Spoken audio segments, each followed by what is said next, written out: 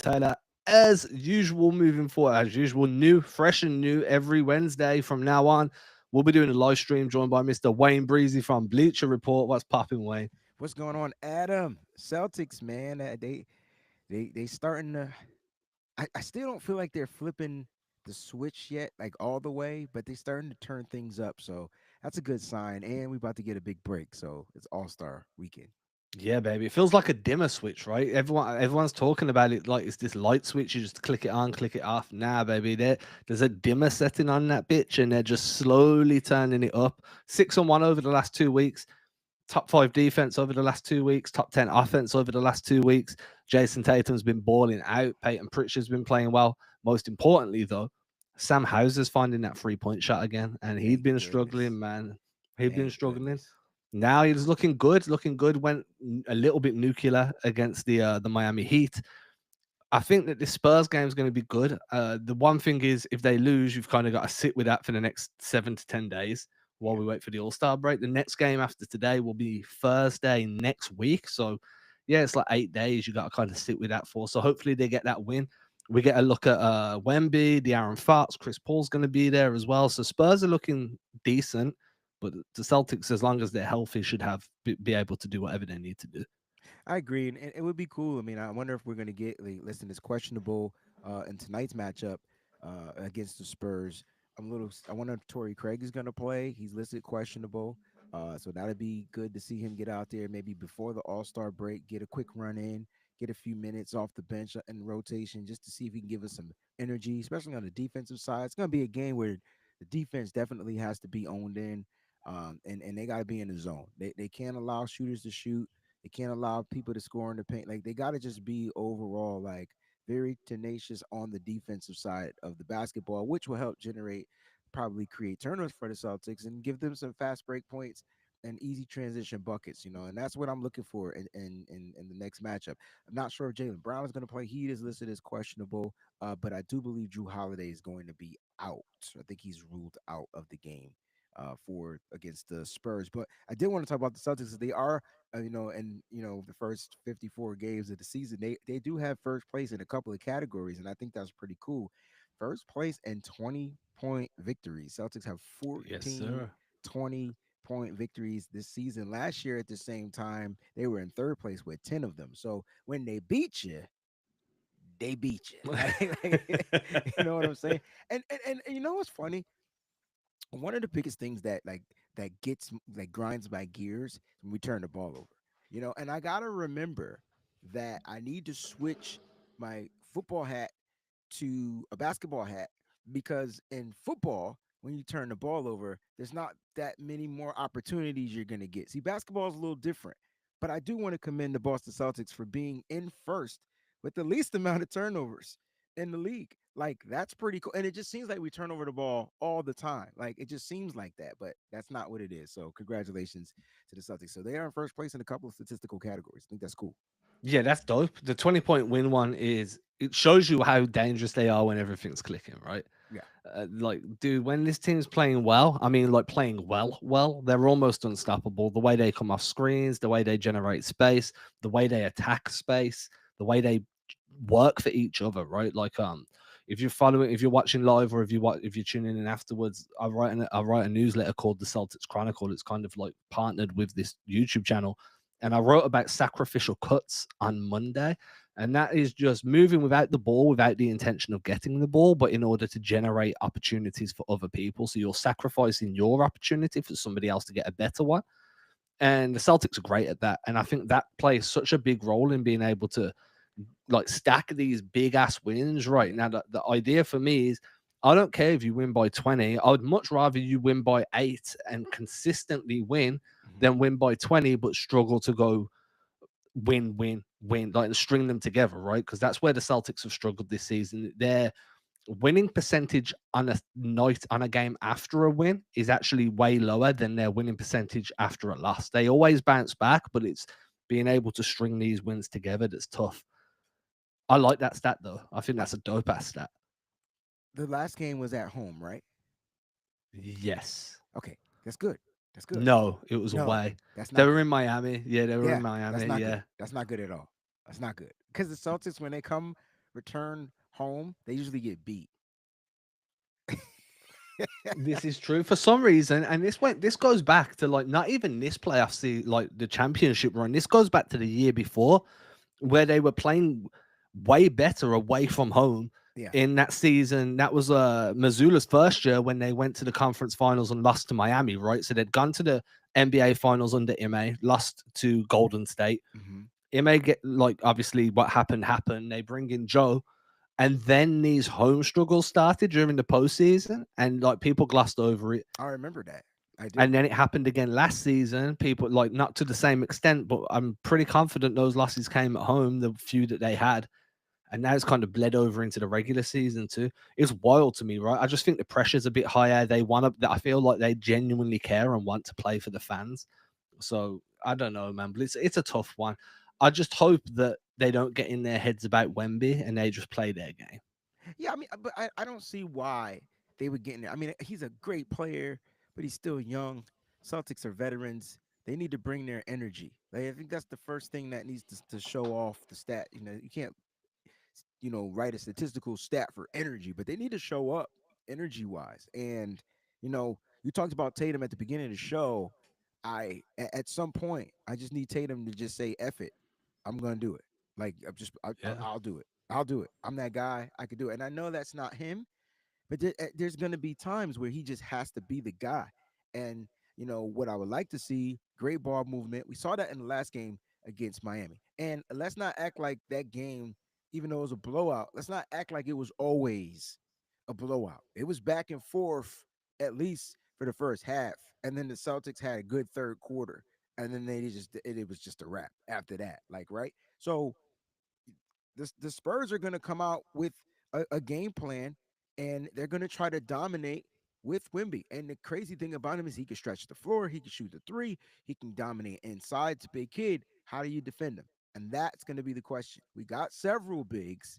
We don't have a big that can, in my opinion, can defend him because he's young, he can move, he's quick, he can shoot over top. So that's going to be a good matchup. Him and Porzingis, I think that's going to be a better matchup than we're not really even discussing. I think it's gonna be a really good matchup.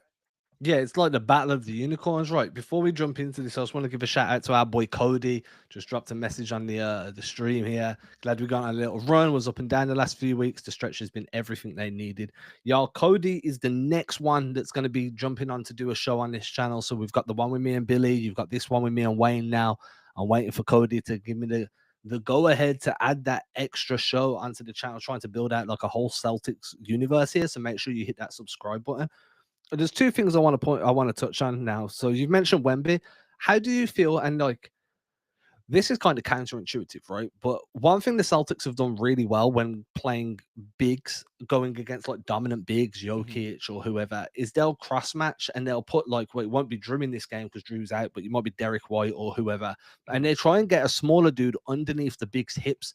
So when the big tries to become a bit more physically dominant in the post or he tries to face up, there's a risk of fouling. You're putting them off. You're right underneath their hips, so their center of gravity is a bit moved. Their balance isn't great. You can be a little bit more physical when you're smaller playing against the big as well because you can get away with a little bit more. I wouldn't be surprised to see the Celtics do a little bit of that early just to see whether they can throw Wemby off his game, having to deal with like a Derek White who's just super handsy and he's going to attack the ball. Because the one thing about being big is, yeah, you can shoot over the top of someone, but when you bounce that ball, it's got a lot further to bounce back up. And when you've got a Derek White that's a steel merchant, the other thing is as well, De'Aaron Fox, dude. So the Celtics generally like struggle with Fast. smaller, It's fast point yep, guards. speedy, shifty ass guards. I can name three off the top of my head. You see what I'm saying? And Ish Smith is in that list, right? Ish Smith, yo, that's four. Just add that's a four. We could probably go get five, right? Because that kid Yeah, Shippy, wherever his name is, he's fast. He gave the Celtics problems. The kid from Philly gives Celtics problems. I mean, he's freaking all-star, but he's fast. He's just fast. He gets their Maxi. point guard, Maxi, right? And now Fox. Yeah. Like, yeah, this is gonna be a problem. Especially when you got Wemby spacing you out at the five, right? So he's going That's to be spacing, pulling the defense out. Now you've got Fox getting downhill. I think that he was an underrated pickup for San Antonio. I know a lot of people are looking at him like he's not really a top 10 guard in the league or he's not a top five guard. But Mm. that speed coming off a Wemby screen when Wemby's popping, so defenses have to lift up, and he's a blur once he gets downhill, dude. Like, I feel like he's the type of guard we know the Celtics can struggle with. And if you're having Wemby pull your rim protector away, so now Porzingis isn't around the rim, that's going to put a lot of pressure on whoever's got to rotate over, which would usually be Tatum. So that's going to be interesting to see. I personally worry if they go too much double big in this game because I think that Fox could run them off the floor, You know who I especially was in thinking transition. of? What's the kid quickly? Quick. What's the kid that used to play for the Knicks? They got traded Yeah, to Emmanuel quickly. quickly. Not shit. I don't know where I got shit. Quickly. He used to be a problem. It's just these quick point guards that just and we don't have. We have more defensive, you know, type of point guards, bigger body point guards. They got the quicker slim run. Because remember back in the day, John Wall used to give us problems too. He Yeah. just used to run the floor like it was nothing. Like for in 3 seconds, he could get up and down the court. I don't know why. I just think we're built to not handle speed well. And so that does make me a little bit nervous. I'm not gonna lie. And even if he does get by and he kicks that ball out, and you got the stretch out there, they got some shooters too. So let's not act like they're not gonna. They're believe it or not, they're probably the most fundamentally sound team in the NBA, right? And so like they still play fundamental ball. I mean, it's the mindset of their head coach, and so that's what makes them dangerous. But again, if the Celtics come out, in business form, last game before the All Star break, and start off with great energy, I don't see the Celtics have. I don't see the Spurs being a problem. I need Jayson Tatum just to get in his mind and just be the dog that he is. I feel like he's coming into the dog zone. Like I really feel like he's coming into that zone where he realizes now he's the motherfucking man. Like it's time, and it's okay to be passive. But if no Jalen Brown is on the court, Taylor, just Tatum, just be the guy. It's okay. That's what they paid you to be. You did super max. Be the guy. And he's been that good. Like the last two games, he's kind of taken over for a stretch, Yes. right? This is what you're saying. He's Yeah. becoming that dog, right? Yeah. And I think that's where the value is for me. Don't try and dominate the entire game. Dominate a quarter. Dominate 18 minutes. Do a full quarter and then dominate for like a third of another one. And that's all you need. Just create Yeah. that separation and then go That's it. back to doing what you do, man. Go back to being a distributor, a Yeah. facilitator. But there are times where you kind of need to look at Tatum and be like, yo, this is who you meant to be. Like, this is time to kind of step into that. And big games like this, in terms of scoring, not in terms of stature, like the Spurs are not a big game in general, but big games like this in terms of when you need points, just like he did, what was it, 19 in the third against Miami in the last game, That's what I'm saying. Like best 15, 10, t- 15. whew. That's all you need, baby. And then you can build around that because the Celtics have so much more depth. Now, don't get me wrong, Boston shouldn't be losing this game against San Antonio. That's On what I'm paper, saying. they're the more talented team. Yeah, okay, San Antonio got Wemby. Cool. Wemby's not there yet. He will get there, but he's not there right now. You're a championship team. You're coming in ready to, you need to prove it before going away for a week. And some dudes go after All Star weekend. I think Pritchard's going to be another one that could have a really big night, but I'm just really high on what he's doing this year. I agree, man. If listen, if people aren't buying his jersey, man, I don't know if you need him to get another contract extension so that way you can get some usage out of that jersey or what. But what a freaking NBA story, you know? And remember there was times we were talking about trading him and moving on from him. Oh, he's too tiny. Oh, this is that. Nah, man. I don't know what he did to work on his three-point shot, but that's been, I would say, one of the greatest X factors to his game. Yeah. He's always been a little mighty mouse, like up in your like up in your space and finding ways to knock the ball and dribble the ball around the rim and kind of look for somebody. But now we're starting to see him finish at the rim. We're starting to see him take it to the hole. Like we're literally watching a player out of Oregon that when they came in, we expected nothing but shooting, and really watching him just literally grow right before our eyes and not afraid to take these big shots. Remember Marcus Smart used to take those. I love Marcus Smart. Remember he used to take those shots and we'd be like, now and now Peyton Pritchard is taking some of those same deep threes, but his are going in. And so this is a good thing for the Boston Celtics. That's a key. We need his production and involvement off the bench because he is the bench. I'm sorry. Like, and that might be kind of what hinders that's part of the reason why we lose some of the games that we lose. It's not because of Pritchard, it's because he can't just be the only person off the bench trying to get you 20 points. You got to find some distribution. And like you said, Sam Hauser, hopefully his night is he'll be shooting tonight. Hopefully that's what we get from him. Corner threes.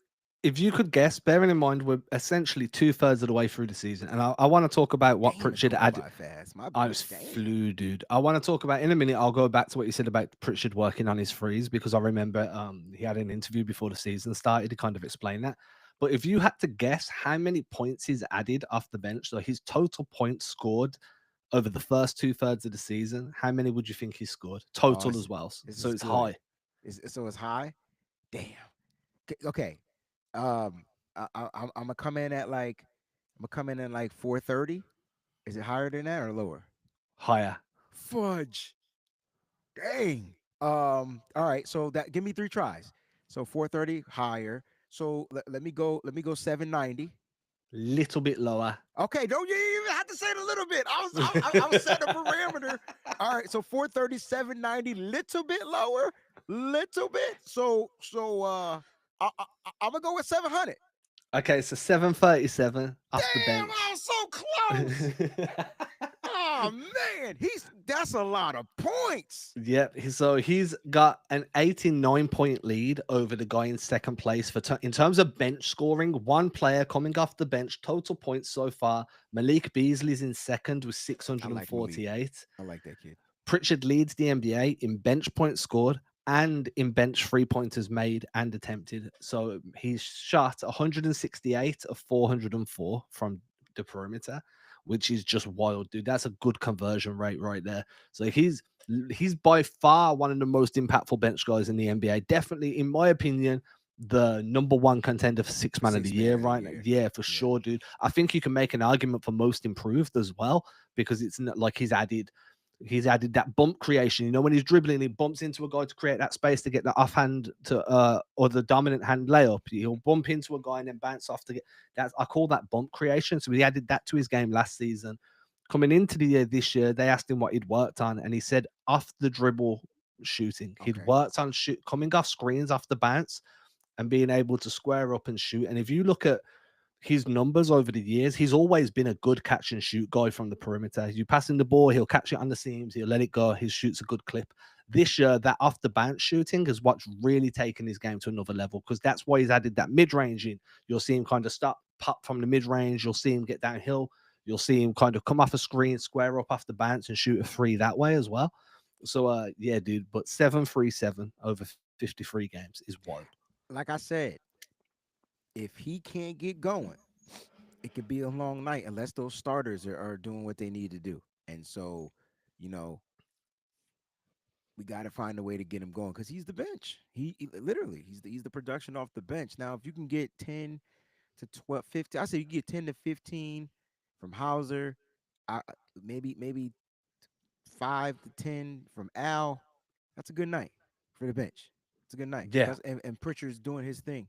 But sometimes when you look at what we'll do next week is we'll go over the losses of the Boston Celtics, and we'll try to figure out like kind of like what was the issue of why we lose. We know defense, but we can go and look at the scoring and see what the bench production was able to do in those specific games. You know what I'm saying? Because we know that what was the loss we just had? Where we lost by 7. Was it against Dallas? We were down by a lot, and then we put the bench in for the whole fourth quarter, third, Yep. fourth quarter, and they Mavs. came back actually, and only lost by 7. I think it was 127 to 120, if I'm not mistaken. So that was a good night for the bench, but that's because they got some minutes. Like they just got to play basketball. And this to me is why Hauser's so important and why the bench has struggled. When Hauser has struggled, he's been dealing with that back spasm all season. And I do think that when he's healthy, what he brings off the bench in terms of floor spacing and additional scoring, it just opens up so much more for Pritchard to be able to do. Take some pressure off Horford because I like to call him ageless L because the dude just never seems to get old, but he's getting old. You know what I mean? So There's only so many times in a regular season that you want to turn your head to him and be like, yo, we kind of need you to be that guy tonight to drain 5 of your 7 3-point shots. You want to keep that usage low for him all season. But when Hauser's not got it, or he's not playing, or he is playing and he's on a restriction, or however it's been for him this year, that puts so much pressure on everybody else because this team does run an 8-man rotation. And if you're plugging Hauser into that rotation, if you take him out, you have to put a big in there. That's why the addition of Torrey Craig was so important. Now, he wasn't my first choice, hands up. I was very big on bringing O'Shea Brissett back. They went and got Torrey Craig / Megan Thee Stallion, whichever way you want to look at that there. But he is another wing that's quite athletic, that can defend and can shoot the three. And to me, that's important because they've been forced into running double bigs when they didn't really want to. But Hauser's issues have kind of forced them into some tough spots. Yeah, very well said. Like I said, Hauser seems to be coming in this game. He's the catch and shoot guy. Like you just talked about catch and shoot. He's the guy that I expect to catch, shoot the ball if he has the spot. I never want to see him put the ball on the floor. Like I feel like that Yeah. knocks him off of his rhythm. And sometimes it goes in, but but the percentage of it, it's like, yo, just catch and shoot. Whereas you talked about um, Pritchard, I feel like Pritchard's got a little Ray Allen in him because he used to come off the screens and boom and hit the shots. And if that's what he was working on, that's pretty dope. So you're right about Hauser though. You know, I feel like defensively he's been decent. Um, but we need more production from him from the offensive side. And as long as the ball is moving, he's gonna find a spot to shoot wide open. We got to just move Yeah. the ball. You know, can't go a bunch of ISO basketball. I don't even see why we would in this game. I don't feel like there's anybody we want to one up. I would like to see one time, one on one Porzingis versus Wemby, just to like intro, his inductory into the NBA or something like that. Like, welcome mother, like something like that, and bang on him too. Like, I would love to see something like that because that's a highlight reel right there. Yeah, especially if KP gets like a one-handed jam You on get what over I'm saying, Wemby. bro? Yeah, baby. Oh, Goes through his chest. Do just you know who? sign. Just fast forward to the All Star game. If that happens, I don't even care if we lose. I want to see that. I want to see Brown do it, dude, because Brown's that guy that will try not. He won't just try and Do you dunk want to into play you. Brown though? Do you want to? No, I want him to Yeah, rest. I want him to But rest. I'd love to see Brown because Brown won't just try and dunk on him or try and jump over him. You try to finish him like Mortal Yeah, like Kombat style. that's it, dude. You mentioned ISOs. I just want to play this game with you again one more time. Oh, this is fun. Uh, if you could guess, what would be the total amount of isolation possessions this season from the Celtics, and where would they rank in the league? Oh gosh, I feel like I feel like I feel like there's been less this season than I've seen. We've been moving the ball a lot better, but we still go to it. All right, I'm just gonna start the number off at the lowest with uh 150. Okay, higher, My highest is gonna be 450. higher, You've got to be motherfucking kidding. You've got to be kidding me. higher. 850? Okay, no. So you've kind of gone too high Way now. too high. Yeah. So total number of isolation possessions from the Celtics is 606, That's too much. which is 10%, 10.2% to be precise, of their total offensive production. So 1 in 10 plays will end in an ISO. Now they're averaging, you can round up, it's 0.98, so 1 point per possession. So every isolation play, they're shooting, it works out to like around 50%, right? They've drew 66 fouls. They're third in the NBA for isolation plays this season. Bro. The other two teams, the We- other two teams have two of the most heliocentric guys. Well, one of them doesn't anymore, but for the sake of this, like it's been one game, right? So Dallas Mavericks were at 2. Bearing in Yeah. mind they had Luca and Luka. Kyrie, Yeah. and the Clippers, who have been running through James Harden James because Harden. Kawhi's been out for most of the year. Dallas is 2, the Clippers are 3. So the Celtics run more ISO than the Sixers, than the Thunder, than the Timberwolves, than everybody apart from Dallas and That's in total. In terms of frequency, yeah, it's the same. So yeah, they're third in the NBA for isolation So it's possessions. still high. My bad. I said it's a little bit less. I said it was a little bit less than what I've seen. But dang, yo, that's what we And do. you're right. Like in terms of a little bit less, you are right on the money. So this season they're third. Last season they were fourth. I mean, that's the littlest bit, right? Littlest bit. Oh But my you are goodness. right. Listen. Look, it's. I mean, but everyone gets an ISO moment, right? But it's definitely the main ISO is Tatum, and then Yeah. Jalen Brown. I don't care And what look, anybody says. Tatum must take. Tatum has to take the most ISOs on the team. There's so many times I'm like Tatum, like you got time, just move the ball. You don't got an ISO right now. Just move the ball. At least move the ball 3 times. It'll come back to you. And then you in an ISO with 4 or 5 seconds left. Cool. Nah, Tatum an ISO with 17 seconds left on the shot clock. I'd be like, bruh, and then shoot an ear three. I'm like, bruh, that was dude. tough. And look, Listen. I love Tatum more than anybody, but he be taking. You gotta admit, Jason Tatum be taking some of the most difficult shots. yeah, so I spoke about this exact thing. I spoke about with Drew Hanlon earlier this week.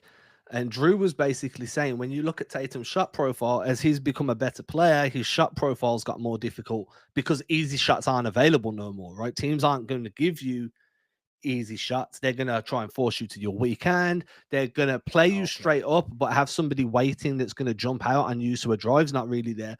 So Tatum has to take these difficult shots because the alternative is to consistently attack the rim and then get your body all beaten up so you're not fresh when the playoffs come and then Got everyone's you. like, so it, Or you could just pass the ball. or you can pass the ball. Now, the one thing is, I will say, not all isolation possessions are made the same. So, They're like, not. They're not. if you come off a screen, if you get screened for, you come off a screen, and now you've got a mismatch. So you're attacking a big, which Tatum loves to do, or you're switched onto a I'm cool with small. those ISOs, bro. Yeah, I'm Yeah. good with those. I'm Yeah. fine. But when you just run a single pick and roll, there's no switch, and then you're like, right, ISO, everybody clear out. Now, I'm not about that life.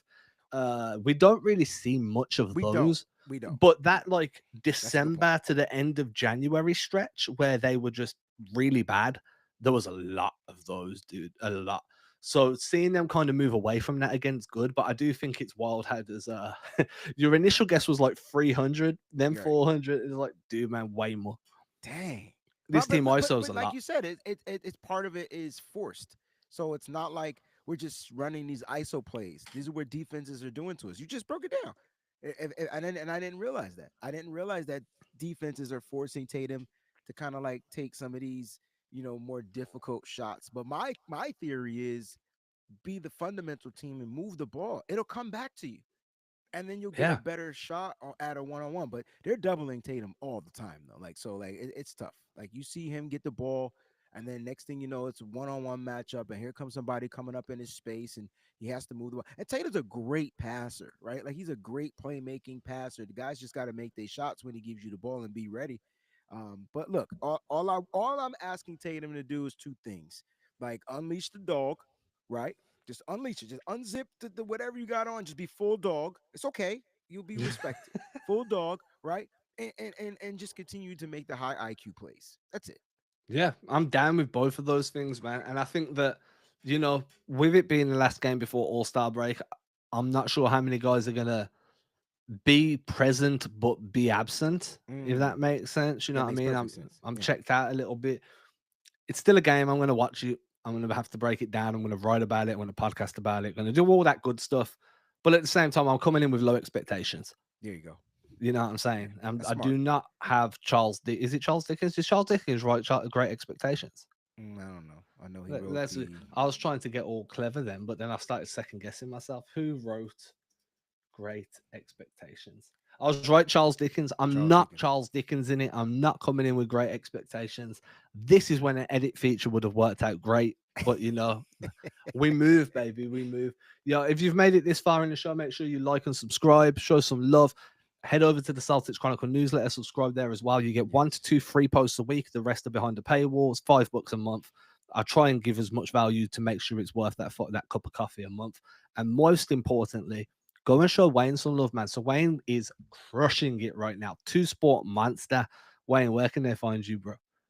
Man, they can find me everywhere, man. At the Wayne Breezy, YouTube, Bleacher Report, everywhere. Just type in the first Wayne Breezy. I had to rebrand that name because I got hacked a few years back when it was just my Wayne Breezy. So I had to put the in front of it, and it was available, and so that's what it's been for the past year and a half. So, man, this is fun. Next week is going to be fun too because we can kind of recap what our guys did in the All Star game. Oh, you know what? Yeah. I don't know if I was dreaming or if it was fake or but I gotta ask you this question. Did Jason Kidd step down as the coach? Or was that I something? haven't seen that. I've been unplugged for most of the day, Okay, so okay, okay. Well, I thought I seen that from Shams, and I'm like, nah, ain't I no way. saw. I know Kevin O'Connor put up a short, like a reel or a TikTok or whatever you call it, a vertical form where in one of his podcasts he put it up today or overnight, saying that he wouldn't be surprised if Kid did it because Kid refused to go to a post game press conference, so he didn't speak, and that was following. So you saw Dallas kicked out a fan, right? Because Dallas went onto the fan cam, and then the fan came on, and he just went fire Nico, as in like fire the GM for trading Luke No, out. I didn't see So that. so they kicked him out of the arena. So and then obviously J Kidd didn't speak after that. But I haven't. I mean, like I said, I've been unplugged for most of the day, so I'm just checking my cell now. But I have to say cell because I don't know, like I don't know what else you guys call it over there. I just wanted to ask because I just knew you'd be around the NBA, so I just because I woke up dumb early for no reason. Dumb early, And then it was just like, first dumb thing you early. do is you get on your phone, you see what you miss, and it popped across my feed, and I'm like, this can't be real. This can't be real. No, I know people have said they like some people wouldn't be shocked, but nah, that was a I won't call it a dream, but maybe That like was a definitely a glimpse dream. into the future. Maybe I maybe you never jumped saw that coming. That's hopped into crazy. a timeline, or I don't know what you did right there. Oh man, and look, as long as Joe Mazzulla doesn't step down, we are good. I would like to see him make a little amendments to his coaching after the break. I mean, that's my those are my expectations. Yeah, I, no, I that's would like fair. to say make a little not amendments, but slight adjustments to his coaching style, as far as rotating players, things like that. Sometimes, man, when things aren't going great, you're gonna have to get some energy from some of these guys that are looking to play, and we see it from every. It works for every other team. It worked when we did it. We lost um Jaden Springer because of that. We traded him away. People, somebody wanted him, and so we got some players. Man, it was cool to see Shireman get in the game the other night, and I want to see these guys. If things start to go south a little bit, just switch it up a little bit. You can put your starters back in at any given moment. Yeah, dude, I'm down with that. I will say that Shyman, to me, didn't play great, but he was No, active on defense. And the one thing that I really took away from that was that those few minutes that he played, Boston forced multiple turnovers because Shyman was just not in the right place. So he was just literally getting in the way, but it was making Miami fuck up because they're like, what's going on? What is this? This dude's not meant to be here. And they had a couple of turnovers while Sharman was on the floor, and that allowed the Celtics to kind of build a little bit of rhythm. And then the starters came back in for the second, and then they took over. and then they Yeah. took over. Yeah, yeah. Yeah. Hauser had his performance. Then the third, it was obviously Tatum. But Shyman definitely made an impact. Whether or not it won't show up in the stat sheet, and it probably wasn't even one of those where he intended to make an impact. Eh, He was in the wrong place at the right time. my point is, you put them in, and good things happen. That's Yeah. my whole point, Joe. Okay, that's it. Put Make them sure in. you show some love. Hit that subscribe button. We'll be back next Wednesday, every Wednesday at 1 p.m. Eastern, Wayne. Yes. Yeah, Yeah. every This is Wednesday perfect. at Perfect time. 1 p.m. Eastern till 1:30 Eastern. Make sure you got that on your calendar. Make sure you're locked in. Make sure you're tuning in to me and Billy at least 3 to 4 times a week. And as I said earlier, I'm waiting for Cody to hit me up like, yo, when are we getting that show going? I'm trying to build a media center for the Celtics with people that I truly rock with. Make sure you're rocking with me over on the newsletter. Catch y'all later. Peace. Was that too much promo? No, you have to put the promo, but I would suggest, let's say we set up our